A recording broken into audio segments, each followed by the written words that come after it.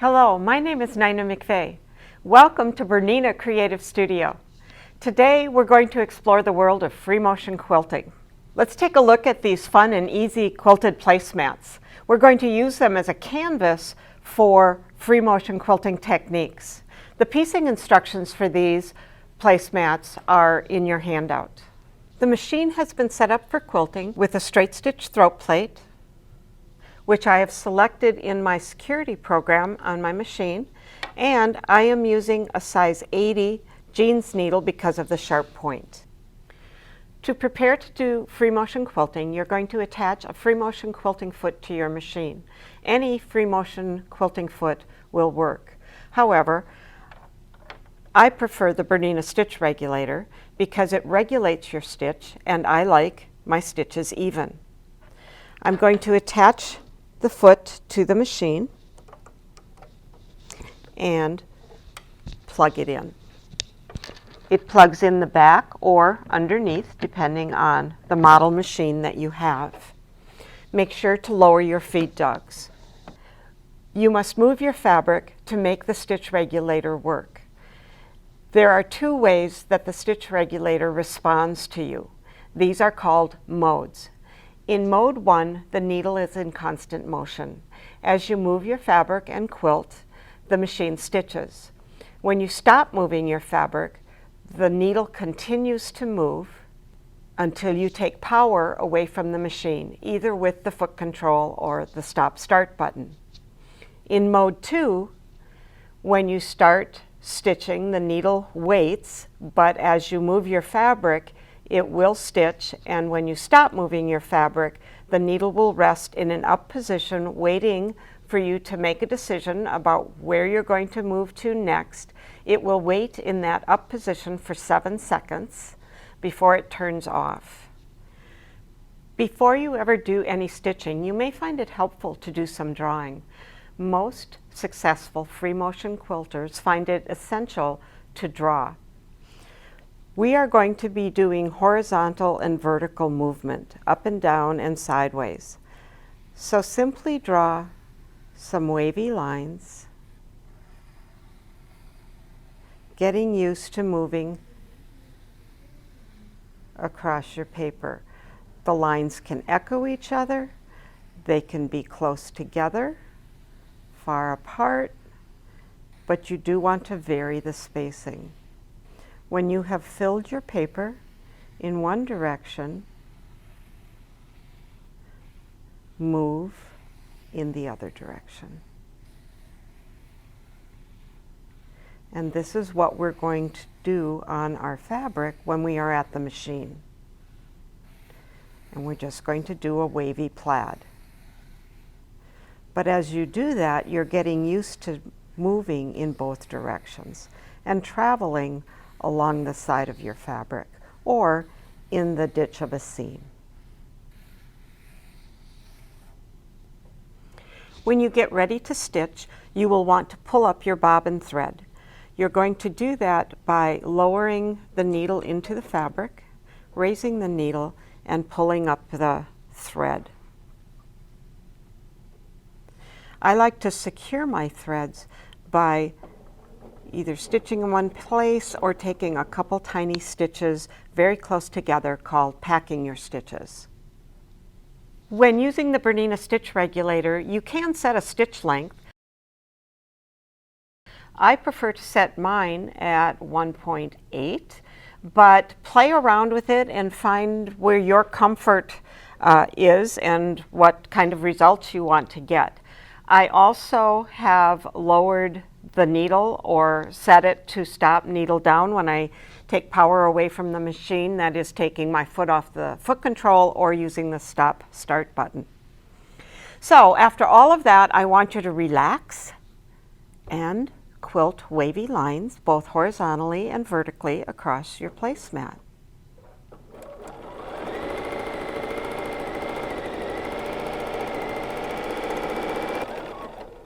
Move across and go in the opposite direction. You'll notice that I am not using anything on my hands, but a lot of people will want to use machine quilting gloves, which is fine.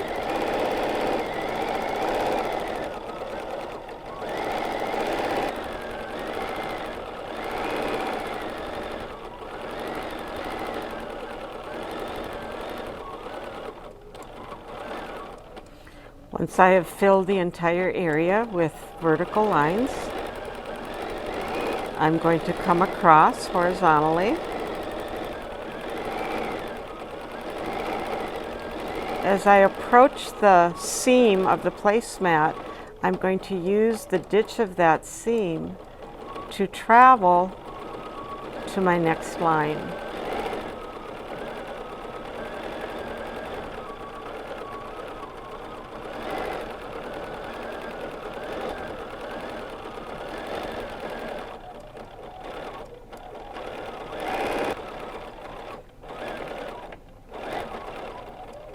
You will notice that when I stop to adjust my fabric, my needle has stopped in an up position. This is BSR2, waiting for me to move my fabric.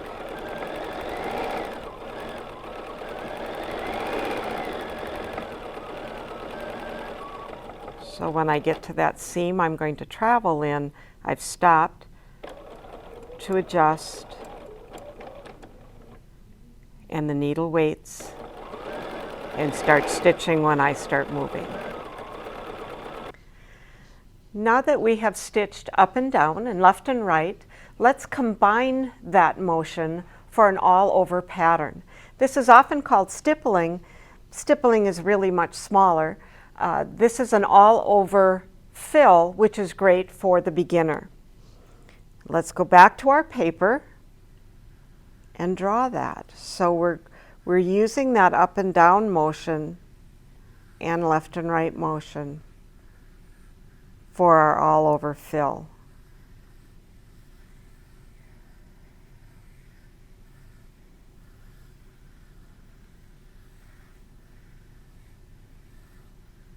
You certainly will benefit by drawing this. Whenever you find yourself idle, get out that paper and pencil and draw.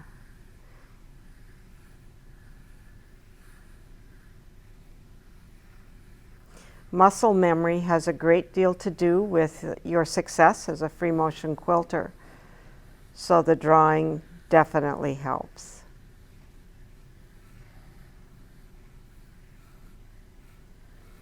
And really the stippling movement or the all over movement is just left, right, up and down.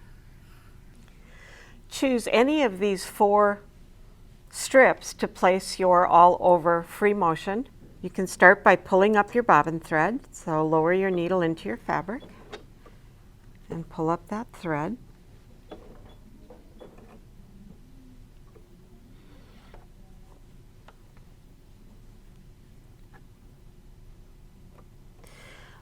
With my stitch regulator on mode 2,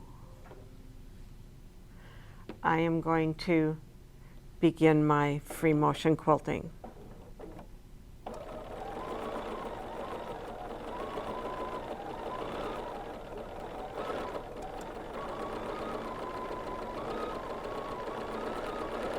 You don't want to back yourself into a corner, so you do want to be aware that you're filling in everything.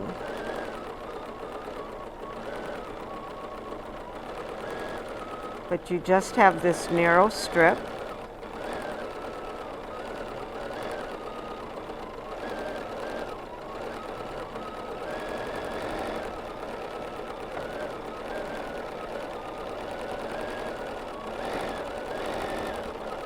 You are using that same up and down, back and forth, making sure your corners are rounded or your turns are rounded.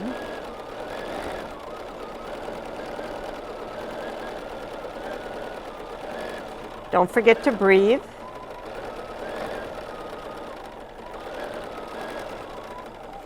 You'll notice when I stop, my needle stops up, so I can decide where I want to go next.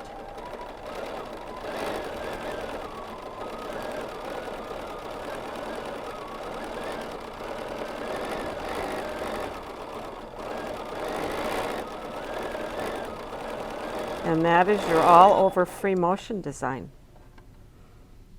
Our third Freemotion fill is going to take that same all-over design and add a little attitude to it. So I'm going to start with a curve, but this time I'm going to make a hook and pause. Some of you will like this because it allows you to actually take a pause. To move across your paper or your fabric, you can echo your design. If I've run out of space here, I can echo back.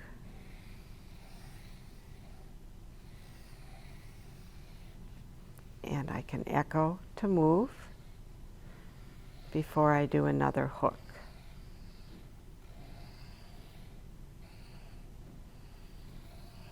The hooks can go in either direction and actually are more interesting if they do.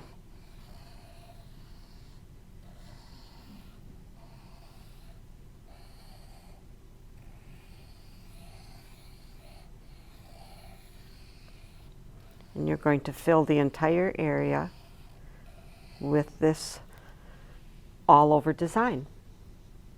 So now it's time to stitch that design with attitude. So let's just make our curve or our hook and pause. Now, I do want to tell you that I have gone to BSR 1 because when I do pause to make that point, my needle is going to continue to stitch, and that way I'm going to get a nice crisp point. With that said, you don't want to wait too long because you don't want to build up thread in that point. It's just a slight pause to get a nice crisp point.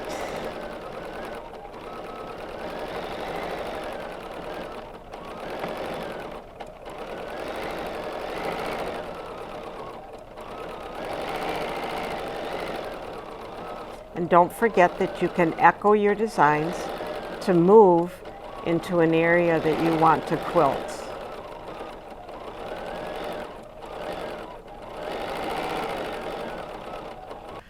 Our fourth Freemotion quilting fill is Pebbles.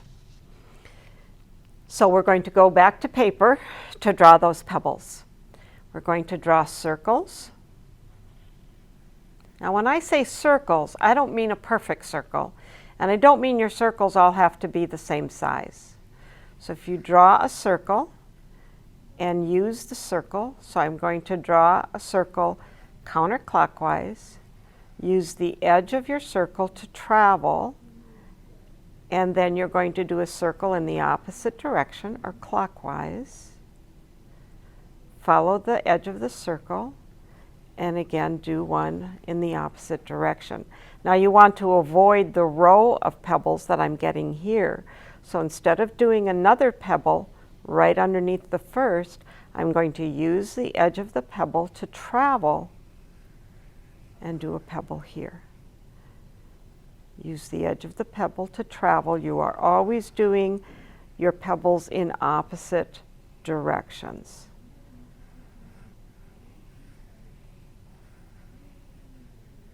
If you have to go around the pebble a couple of times to get to where you need to be, that's fine. And if you can't stay right on the edge of the pebble when you are actually at the machine stitching, don't worry about it. In fact, you might even go around it a couple of times to make it look very purposeful that you didn't stay on the line. But you're going to do these pebbles to fill in an area.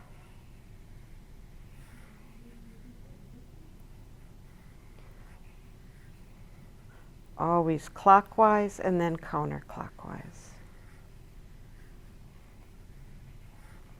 And always using the edge of the circle to travel. When you go to the machine, you are going to stitch your pebbles just like you drew them. Stitch a circle in one direction, go around it halfway again, and stitch a circle in the opposite direction.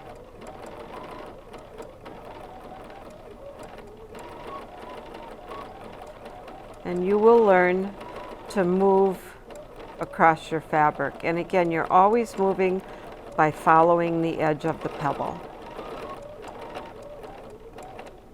This is one of those designs that will look much better when you are all done and you aren't concentrating on one small area of the design. The pebbles do not have to be the same shape or the same size.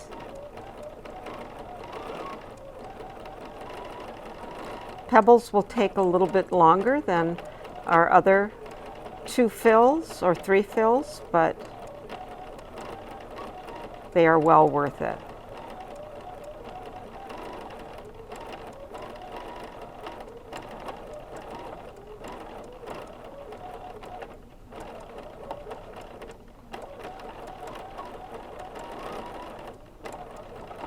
If your pebbles are very tiny, you may want to decrease your stitch length so that you get nice smooth edges and curves. Our 5th and final fill is actually a combination of what we have already done. So once you get those other fills, I'm not going to say mastered, but once you get used to those other fills, let's combine them because that can become more interesting. So you will still want to draw out those fills so that you can understand how it's all going to fit together before you get to your fabric. So now I'm going to go into my hook and back out, and then I'm going to echo it, and then maybe I'll start doing some all over. Come down and just flow into some pebbles. This, of course, can be your style, however you want to combine these, and it may depend on what you're doing. On our placemats, we have those natural divisions because of the strips of fabric, so you will want to be conscious of what you are going to fill when you get to the actual fabric. When you get to your fabric, begin stitching what's comfortable. And after you've done a little bit of stitching to fill an area, you're just going to move into that next motif. There's no rhyme or reason, just what feels right at the time. So I started with an all over Freemotion. I have moved into Pebbles.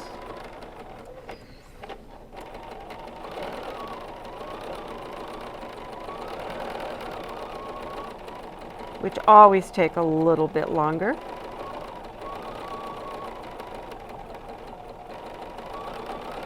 And then I'm going to add our design that has a point. When your placemat is finished, trim the edges and add your binding.